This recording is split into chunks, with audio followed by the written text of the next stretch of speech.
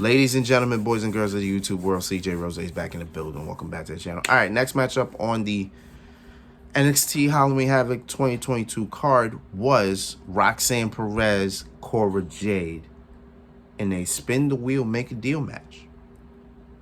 But this match landed on Weapons. Was it Weapons? Weapons Wild? Is that what the match called? Weapons Wild match? Which pretty much, if you looked around the ring, there was just a whole bunch of weapons on the barricades. So, could have just literally called this a street fight. No holds barred, extreme rules. You could call it anything else. But no, it's a Weapons Wild match. All the weapons are on the barricade. Boom. That's just what it is. I was like, all right, cool. So will Roxanne Perez this time hesitate? And will that cost her a match again? Well,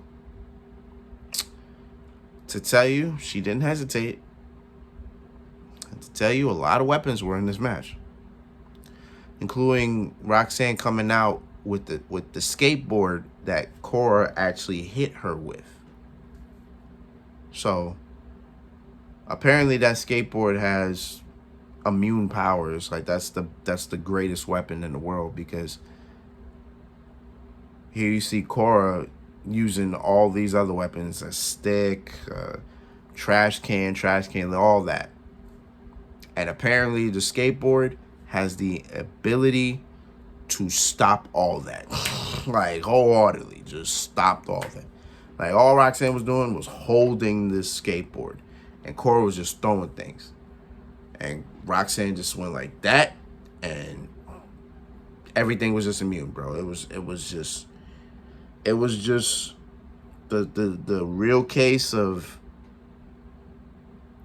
I took a whole lot of drugs. Like, and I just don't know what I'm watching anymore. Like it was just like, wow. But I wasn't, technically weren't really going to expect the match. It was just more of a, let me find any weapon I can and hit you with it. You know what I'm saying? That's pretty much what it is. Skateboard, stairs, chains, rope, table that I don't think was even used, because Roxanne set it up and I don't think she used it. Maybe she did, and I just don't know. You know, just, you know.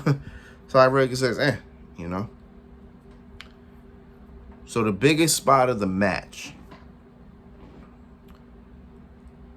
Roxanne was getting after Cora running away from her. Cora went to the crowd. They went on top to that staging right there. And they were just on top. They were fighting on top. And Cora had this idea of, let me just throw her off the top of this. So she removed one of the metal railings, and she was about to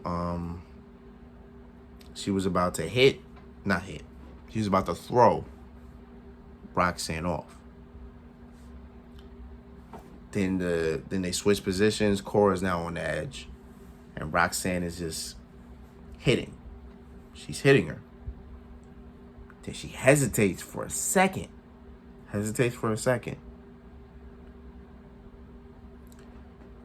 Then she says, you know what?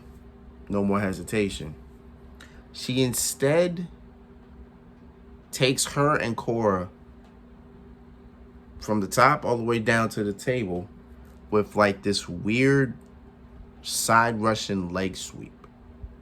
It was weird. It was just she said, you know what? Come here. She took her and took herself, and then they just fell backwards. Like it was just like a weird trust fall. You know what I'm saying? But they went through the table. The crowd kind of went crazy. It is what it is. So they both rolled back into the ring. Apparently Cora was better off, which is weird because they kind of suffered the same impact. So I don't know how she just felt better. But it is what it is. So then in the ring, there was like a small pile of chairs piled up into one.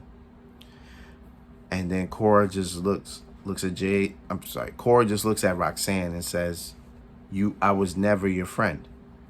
So she was about to do a move onto the pile of chairs when Roxanne switched up, backdropped her onto the pile of chairs. And then Roxanne looks at Cora and says, you were always my best friend. Tugging on the heartstrings. Tugging on them. Then Roxanne does the pop rocks. Boom onto the chairs. 1, 2, 3. Roxanne Perez gets her revenge and she gets the W. Pretty okay match. It was a pretty okay match. All right. For all it was worth, it is what it is. That's all I really have to say about it. Roxanne gets it done. She hesitated for a little bit, but then she wiped it away. Able to get the win. Cool. All right. Next match. Let's get it.